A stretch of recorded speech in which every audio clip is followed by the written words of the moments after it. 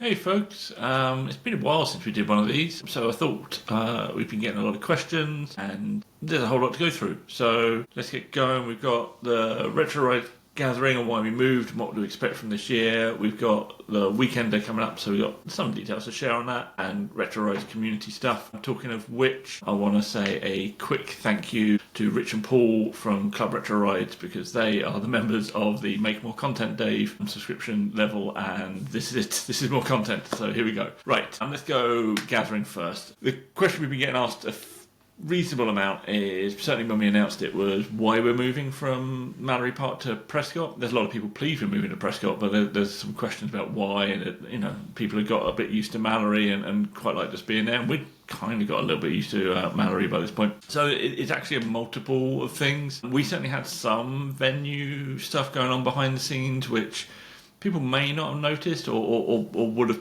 perhaps brushed up against. So the tannoy kept on failing, the toilets kept on getting blocked, the water on the campsite every year had issues. They took up a load of grass that we would ordinarily use and we didn't know about. And ultimately this could have all been worked out, but it sort of happened at a time when we needed the show to be growing and growing and growing in order to sort of justify the venue itself. Like, that venue is great when it's full.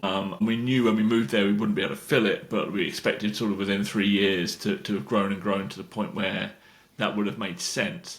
And that wasn't happening. So it was sort of viable, but wasn't the show we wanted. Plus then there was the venue problems on. But the biggest thing for us was the amount of effort it was, or is, to put on two kind of enormous shows. Like the Weekender is an enormous show. The Gathering is a little bit less effort, but with the Quick 60 weekend on at the same time, it actually took as much effort as the Weekender. So by the time we get to the end of Sunday of Gathering, we're just broken. Like, we're absolutely destroyed every year. And it just didn't make sense. Like, it didn't make sense. The numbers weren't getting bigger, so we can't bring more people into the team for Gathering. So it just didn't make sense anymore. And it's a shame because it was a multiple of things. It wasn't one particular thing. So we looked at what we'd actually rather be doing in August. We didn't want to bin off the Gathering. And we kind of had this idea of a show that was a bit more easy to organise from our point of view. Like, really cool and everything, but still from our side of things a little bit more easy to organise. So we have the Gathering. It's limited in size. It's all pre-sale only, so there's nothing on the gate. There's no clubs, so it's all effectively retro parking, and it's all retros in the venue at least. And we're going to go hard on the guest cars, like really go in on that. The venue itself is wonderful, and because we're capping numbers, we don't have to worry about being too big for the venue and it just being difficult to manage from a car point of view and also a locals point of view. So yeah, we're really looking forward to getting our teeth into that event. We have in our head what I think is a spectacularly good event. It's a little bit more exclusive. It's hopefully going to sell out. We'll see. The camping is capped at a much lower number than the Gathering camping, so it's going to be a smaller campsite, a bit more intimate campsite. The show itself is smaller, a bit more intimate, but it's much more like the old school Gatherings, and certainly the ones we ran at Prescott, which were just fabulous fun. They were brilliant. So yeah, we got big plans for that actually, and we're going to start the first year with a reasonable cap. That may go up depending on how we manage to wrangle the venue once we're in there, once we got all of the stuff on display. So yeah, we're really looking forward to that. Henry, who does our socials, and I went up there for a meeting with them not long ago just to get some photos and do some thinking, and it was so good to be back. Yeah, absolutely spectacular. So really looking forward to that. So tickets for that go on sale on the 28th of January to Club Retro Rides people, and then on the 3rd of February a link will go out to our event mailing list, which you can get at on the retroridesevents.com website at the bottom. I'll put a link to both those things, the club and the mailing list underneath, and then on the 9th of February whatever's left will go on general sale. I don't know what will be left at that point, so if you're not going to commit to Club Retro Rides, which is perfectly fine, it's worth joining the mailing list, even if it's just for that one mail. But join it for all of the mails. They're not very often, and you get to hear cool stuff. So yeah, we should have a talk about the Weekender.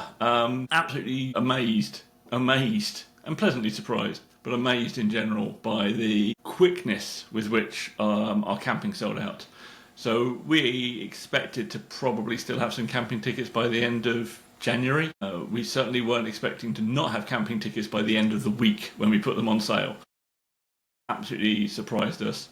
Little lesson learned, we probably also should have put them on sale closer to payday for some people. I suspect some people missed out because of that, and I apologise. We were just genuinely surprised by how quickly that all sold out. The Saturday day tickets for the first tier have sold out before the end of December, which has never happened.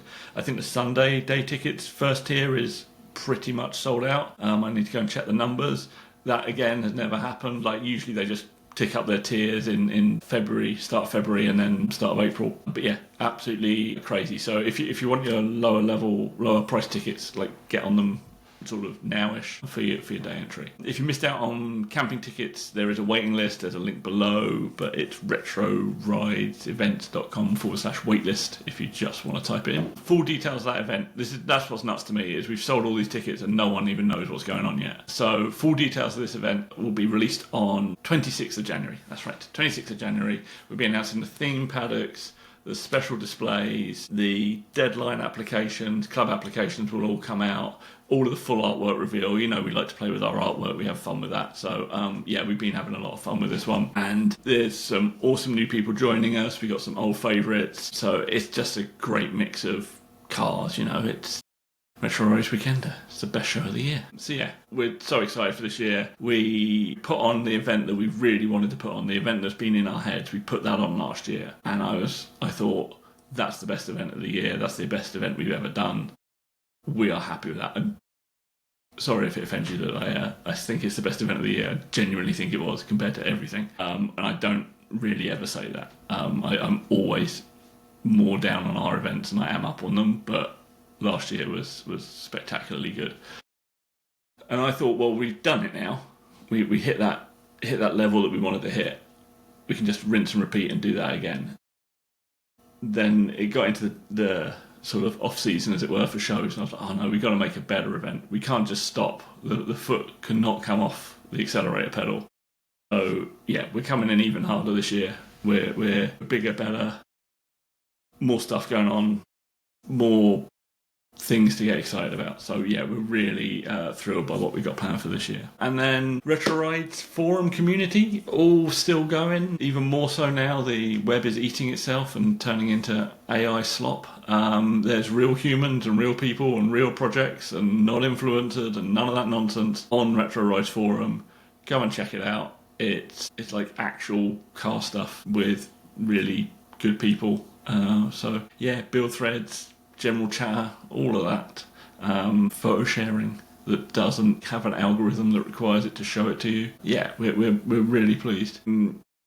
Expecting to do some more updates about the community in these videos over this year because it's one of my main focuses is to bring that up to the level that I want it to be. It's not quite there yet. In terms of functionality and ease of upload of photos and management, and I've got a whole thing going on. So I'll be announcing more of that later in the year. But for now, if you want to get involved with real people that love cars and don't want to rely on an algorithm, come and have a look at the forum. It's great. Right. Kind of think that's about it. I'm hoping to do one of these a month. I'm hoping to keep them under 15 minutes. This one looks to be about 10 minutes at the moment. Yeah, see you probably next month when we'll go through what we've announced for Weekender and probably give an update on where we are ticket-wise with Gathering. I have no idea how that's going to sell. I think the camping might sell pretty strongly. We'll see. But yeah, see you next time.